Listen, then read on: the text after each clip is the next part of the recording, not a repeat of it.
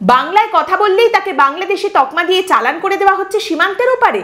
এই প্রশ্ন এই মুহূর্তে পশ্চিমবঙ্গের রাজনৈতিক মঞ্চে একটা বিরাট বড় প্রশ্ন এবং এটাকে ঘিরে একেবারে দারুণ চর্চা এবং তরজা শুরু হয়েছে। দুপক্ষের তরফ থেকেই নানা রকম কথা বলা হচ্ছে এবং বোঝা যাচ্ছে আগামী দিনে নির্বাচনী ইস্যু এটা হতে চলেছে বড়সড়। এবার এইখানে দেখা যাচ্ছে পশ্চিমবঙ্গের প্রধান বিরোধী দল এবং সেখানকার বিরোধী নেতা তাদের বক্তব্য হচ্ছে যে গোটা দেশে বিশেষ করে বিজেপি শাসিত রাজ্য যেগুলি রয়েছে সেখানে অবৈধ মুসলিম নাগরিক যারা এখানে বসবাস করছে, যারা এই দেশের নাগরিক নয়, অবৈধভাবে এই দেশে রয়েছে, তাদের ফেরত পাঠানোর প্রক্রিয়া শুরু করা হয়েছে। আবার আমাদের রাজ্যের যে শাসক দল তাদের তরফ থেকে বাঙালি অস্মিতা, বাঙালিদের ওপর অত্যাচার, বাংলা ভাষার ওপর আঘাত, পরিযায়ী শ্রমিকদের ওপর অত্যাচার, এই সমস্ত কথা সামনে রাখা হচ্ছে। বিষয়টা আদালত পর্যন্তও গেছে। আবার আমাদের রাজ্যের বিরোধী দলনেতা এবং প্রধান বিরোধী দলের তরফ থেকে এই কথাও বলা হচ্ছে যে এই অবৈধ মুসলিম যাদের ফেরত পাঠানোর প্রক্রিয়া চলছে তারা যদি থেকে যায় তাহলে তারা মমতা বন্দ্যোপাধ্যায়ের ভোট ব্যাংকে পরিণত হবে।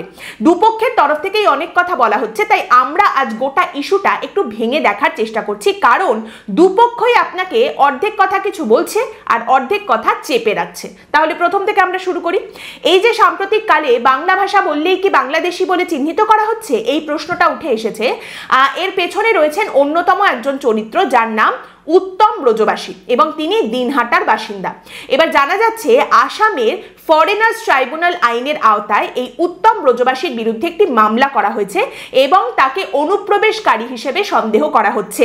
তারই সঙ্গে তাকে জানানো হয়েছে 15ই জুলাইয়ের মধ্যে তিনি যদি নথিপত্র দেখাতে না পারেন, জমা দিতে না পারেন, তাহলে তাকে অনুপ্রবেশকারী হিসেবে চিহ্নিত করা হবে এবং বলা হচ্ছে যে তাকে এনআরসির আওতায় নিয়ে আসা হয়েছে।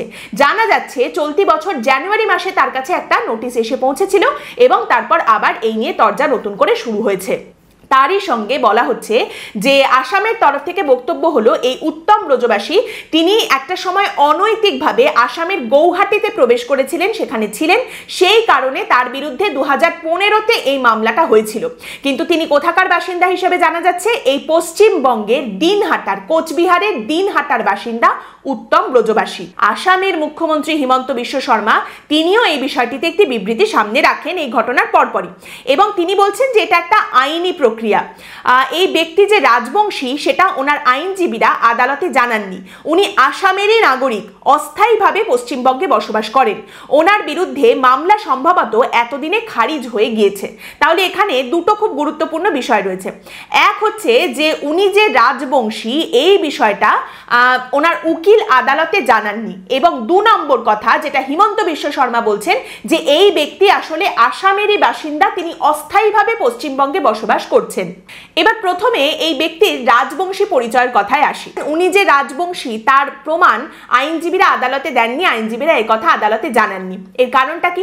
কারণ এই ব্যক্তি কাস্ট সার্টিফিকেটই পাননি কোনোদিন এবং এই ঘটনাটা সামনে আসার পর যে মুহূর্তে মমতা বন্দ্যোপাধ্যায় সোশ্যাল মিডিয়াতে উত্তম ব্রজবাসীকে নিয়ে সরব হয়েছেন, সঙ্গে সঙ্গে কয়েক ঘন্টার মধ্যে এই ব্যক্তিকে, উত্তম ব্রজবাসীকে পশ্চিমবঙ্গ সরকারের তরফ থেকে কাস্ট সার্টিফিকেট দেওয়ার প্রক্রিয়া শুরু হয়ে গেছে এবং এই ব্যক্তি উত্তম ব্রজবাসী তিনি বলছেন যে আমি পশ্চিমবঙ্গের দিনহাটায় এত বছর ধরে রয়েছি, আমি বহু বছর ধরে এই কাস্ট সার্টিফিকেট সরকারের কাছ থেকে পাওয়ার চেষ্টা করছি, কিন্তু যতবার গেছি এই কাস্ট সার্টিফিকেট আমি কোনোবার পাইনি। পশ্চিমবঙ্গ সরকারের তরফ থেকে বারবার আমাকে বলা হয়েছে যাও তোমার বাপ ঠাকুরদা 14 গোষ্ঠীর কাগজপত্র নিয়ে এসো তবে কাস্ট সার্টিফিকেট পাবে। তো অত কাগজপত্র আমি পাবো কোথায়?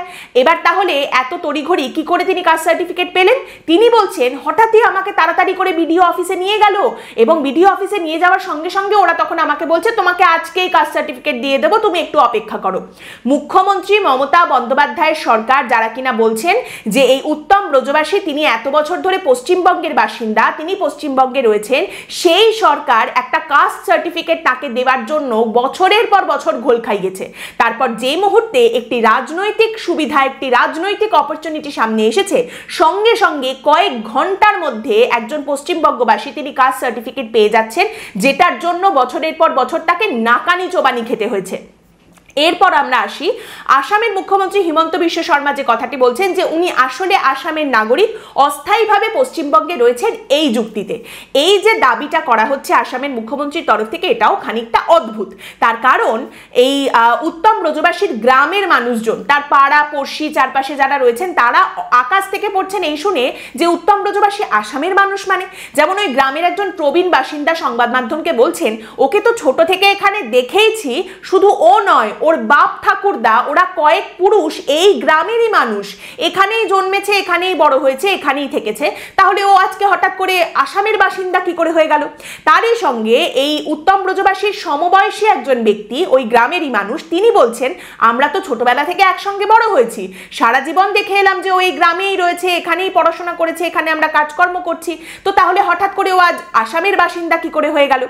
এইখানে তাহলে দুটো বিষয় হতে পারে। এক, আসামের মুখ্যমন্ত্রী কোনো একটি ভুল ঢাকার জন্য অসত্য কথা বলছেন, অথবা সেখানে এই বাংলাদেশি তারাও বা অনুপ্রবেশকারী যারা রয়েছেন তাদেরকে চিহ্নিত করে তাদের দেশ থেকে বের করার যে প্রক্রিয়া শুরু করা হয়েছে, সেখানে যে তথ্য মুখ্যমন্ত্রীর হাতে তুলে দেওয়া হয়েছে সেই তথ্যে কোথাও একটা গন্ডগোল রয়েছে। এর মাঝখানে আবার তৃণমূল কংগ্রেস, হিমন্ত বিশ্ব শর্মা আসামের বিজেপির মুখ্যমন্ত্রী, তার একটি বক্তব্য সামনে রেখে দাবি করছে যে হিমন্ত বিশ্ব শর্মা বলেছেন যে আসামে কারা কারা নিজেদের মাতৃভাষার জায়গায় বাংলা কথাটা লিখছেন, কাদের কাদের মাতৃভাষা বাংলা, এটা দেখলেই কারা কারা বাংলাদেশি, কতজন অনুপ্রবেশকারী আসামে রয়েছেন সেটা চিহ্নিত করাটা আমাদের পক্ষে অনেক সুবিধাজনক হয়ে যাবে। এর থেকেই বোঝা যাচ্ছে হিমন্ত বিশ্ব শর্মা কতটা বাংলা বিদ্বেষী, বাংলা ভাষা বললেই তাকে বাংলাদেশি বলে চিহ্নিত করে দেওয়ার কথা মুখ্যমন্ত্রী নিজে বলছেন।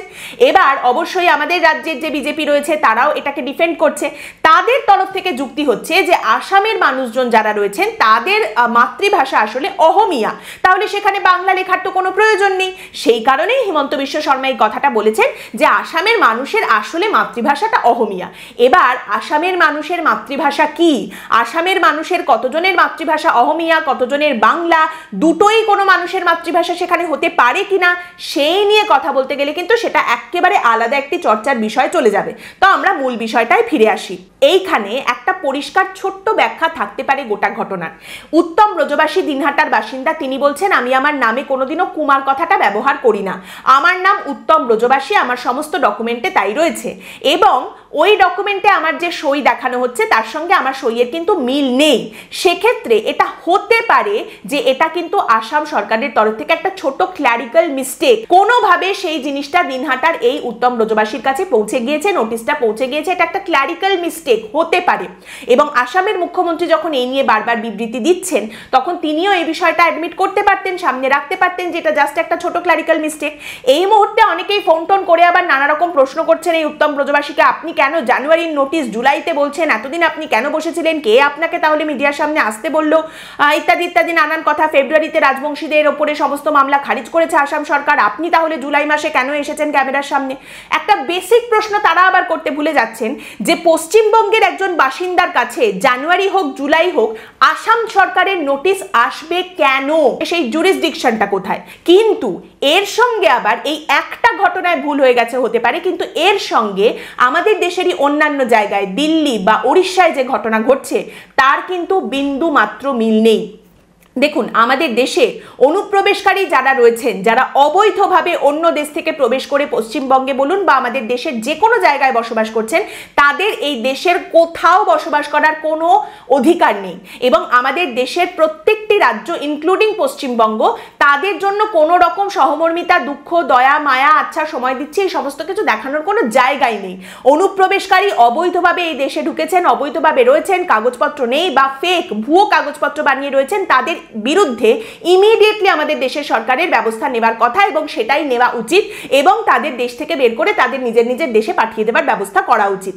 কিন্তু প্রশ্নটা যেখানে থেকে যাচ্ছে সেটা হলো যে প্রক্রিয়ায় এই কাজটা করা শুরু হয়েছে তার মধ্যে ফাঁক ফোকর কতটা, তার মধ্যে খামতি কতটা, আর এইখান থেকেই আসছি আমরা দ্বিতীয় ভাগে। এই মুহূর্তে দুটো মামলা চলছে কলকাতা হাইকোর্টে এবং এগুলোর কথা শুনলেই আপনি বুঝতে পারবেন একটা জায়গায় একটা ঘটনায় ভুল হলেও হতে পারে, সবকটা জায়গায় নয়, এবং আদালতের তরফ থেকে এই প্রশ্ন করা হচ্ছে।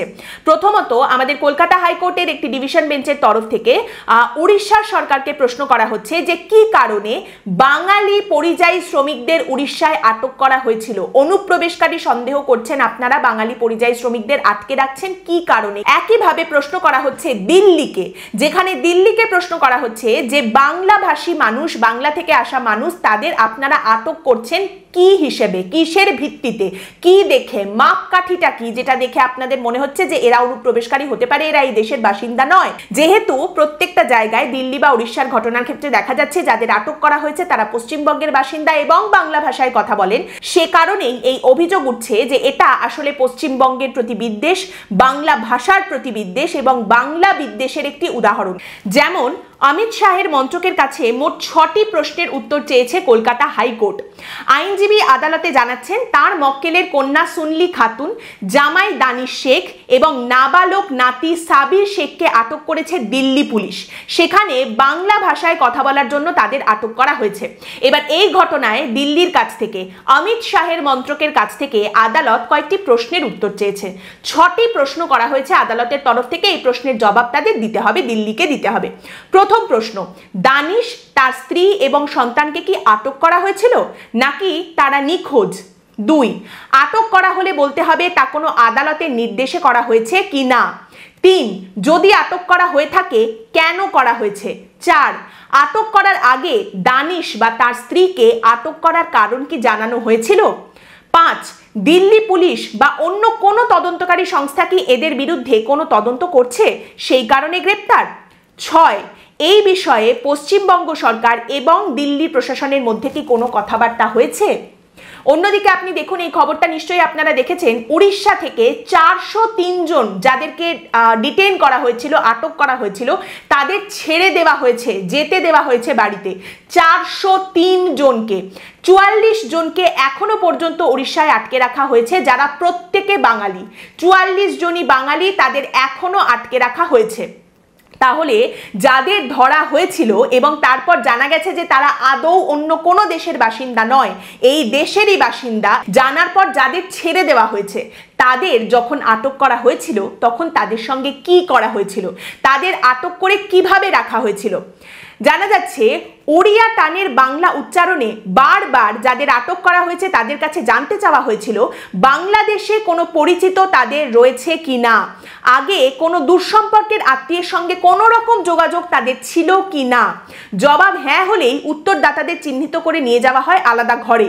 শুরু হয় বাংলাদেশি প্রমাণ করার মরিয়া চেষ্টা, আর যাদের উত্তর না তাদের উপরে শুরু হয় মানসিক অত্যাচার, কখনো শারীরিক নির্যাতনও।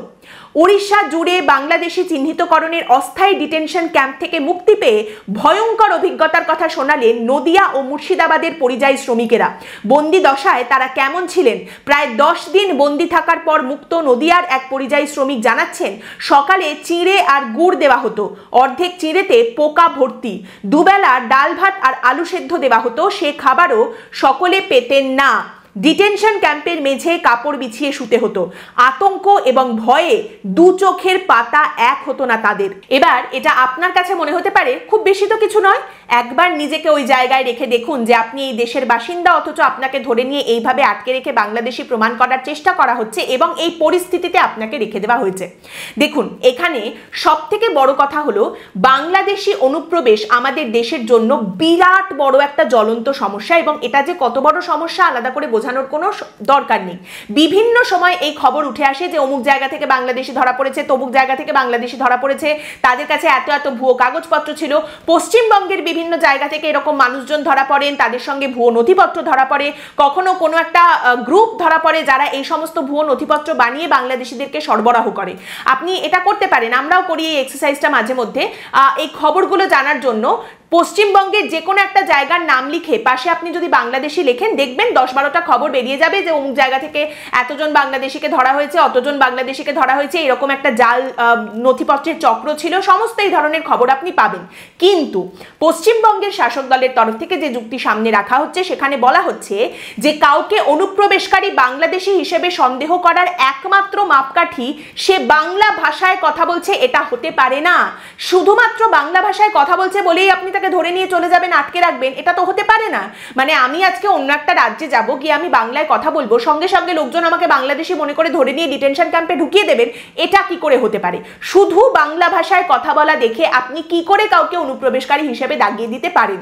এবার এই যে তৃণমূল কংগ্রেসের তরফ থেকে যে অভিযোগটা করা হচ্ছে, এর মধ্যে কতটা সত্য আছে বা নেই, সত্যি বাংলা ভাষায় শুধুমাত্র কথা বলার জন্য সবাইকে আটক করা হচ্ছে কিনা, এর সত্য জানা যাবে যখন দিল্লি এবং ওড়িশার তরফ থেকে কলকাতা হাইকোর্টে যে প্রশ্নগুলো হাইকোর্ট জানতে চেয়েছে তার উত্তরগুলো জমা দেওয়া হবে। এই মুহূর্তে আরো একটি বিষয় যেটা অনেকেই বলছেন, বাংলা ভাষায় কথা বলা সংখ্যালঘু মানুষজন পশ্চিমবঙ্গ থেকে যে মুহূর্তে বিজেপি শাসিত রাজ্যে যাচ্ছেন, সেখানে সেই বিজেপি সরকারের কাছে তারা অত্যন্ত সহজ একটা টার্গেট হয়ে যাচ্ছে, উইক টার্গেট হয়ে যাচ্ছেন।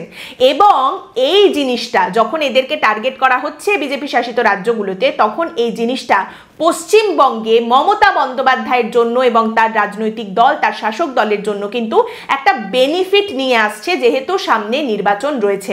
বিজেপির তরফ থেকে বলা হচ্ছে যে অবৈধভাবে বাংলাদেশিরা ভারতে প্রবেশ করছে, পশ্চিমবঙ্গে তারা ভুয়ো নথিপত্র নিয়ে ঢুকে পড়ছে, থাকছে এবং এরা মমতা বন্দ্যোপাধ্যায়ের ভোট ব্যাংকে পরিণত হচ্ছে, তাই এদের চিহ্নিত করে বের করার চেষ্টা করা হচ্ছে।